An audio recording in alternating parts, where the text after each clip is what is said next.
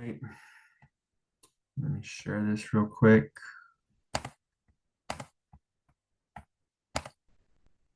Mm, Right there. My name is Robert Landa, and this is my presentation for diversity and social justice and social work. It's exploring the history of marginalization, specifically with the Algonquin. It's a very hard name to pronounce. Um, the Invisible Nation, the film covers um, the ethnocide of this group of people, these group of Native Americans that were living in Quebec, Canada.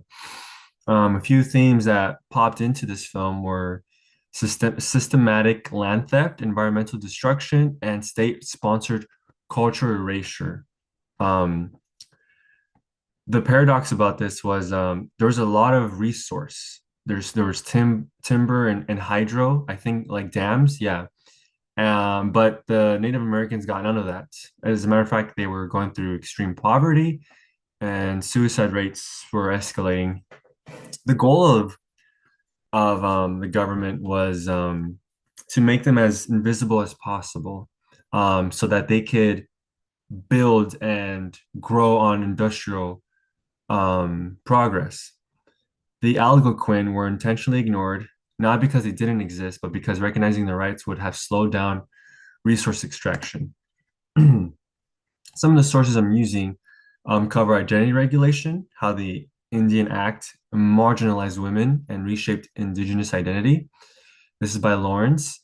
Resource exclusion, the Algonquin of Barrier Lake and their fight against state resource extraction. This is by Pasternak. And legal marginalization. They use legal frameworks to purposely exclude Indigenous nations from citizenship and rights. This is by Paul Mader. Early colonization from 1763 to the 1850s.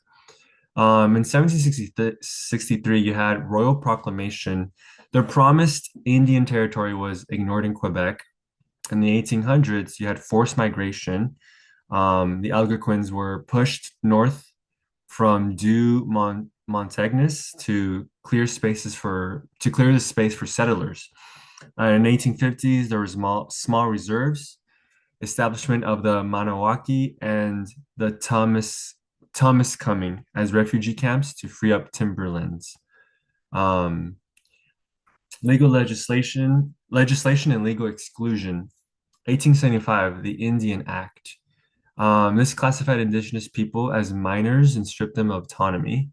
The treaty number 9 disparity, Algonquin bands and Ontario signed treaties. Those in Quebec were excluded, and the result was a lack of legal recognition or land protection. The Indian Act institutionalized the parent and child relationship between the states and indigenous people. The exclusion of Quebec Algonquins from Treaty 9 left them in a legal space without rules that the state exploited for decades. Industrial exploitations in the 1930s. The Winway hydroelectric project. So dams, as I said earlier, were built on Algonquin land to power Montreal. The thing is, though, the Native Americans, the Algonquin communities, lived without electricity for decades, despite having the dams there on their land. The impact, there was mass flooding and destruction of traditional hunting and fishing grounds. Resource extraction is a primary driver of marginalization. The film kind of talks about the cruelty of building these dams that powered the South, while the local people didn't get any part of it, didn't get any of the resources. Theft and segregation from 1938 to 1939. You had the Nadelic Affair, which is illegal seizure of the Timiskaming Reserve Land by settlers and officials. In 1939, you had the highway construction. The segregation laws prohibited Algonquins from hunting or approaching within 1 kilometer of the new road.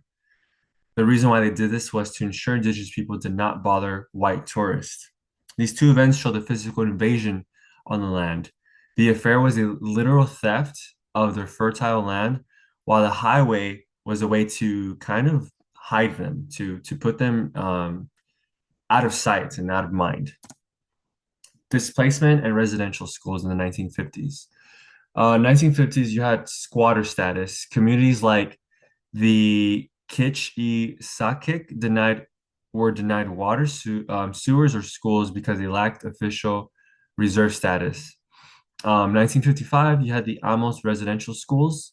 This forced removal of children by oblate missionaries and legacy, the systemic physical and sexual abuse, and the destruction of the Anishinaabe language. By the 1950s, the invisibility was complete. By labeling them as people without permission to be there, the government justified denying them basic human rights, while at the same time, the residential school system was working to erase their culture entirely. Reflection, my bias. You know what? I think a lot what has to do with it. It's not so much that I have something that makes me uncomfortable or something that doesn't allow me to help them again because I don't see them as people, but it's more so that I don't know anything about this that happened. Um and I think school has a lot to do with it. At no point in school can I ever recall them getting into what really happened and what a lot of things, looking back, I was taught about Christopher Columbus and how he found America and how Native Americans were kind of savages. And I think that's anywhere around the North Americas, the Americas, I should say, sorry. Um, they were seen as uncivil when in reality they were friendly, advanced, and had rich culture. But again, schools never taught that. And I think because I have a lack of understanding of what really happened, I can't really serve them to the best I can. Um, in other words, because I'm not educated on what happened to the Native Americans and the Americas, I kind of ignore the symptoms that we now see. There's still high suicide rates. Um, there's still a lot of drug addictions and alcoholic issues, mental illnesses, and it's all seen as that's a Native American thing because they smooch off of the casinos and they use the money to not work because they're lazy. Although I don't think that, because I don't understand the culture, I can't help them to and others to unsee that. So that in a way that is a bias. Um, and unlearning, confronting the invisible history taught in Canadian schools. Again, trying to not sugarcoat what happened.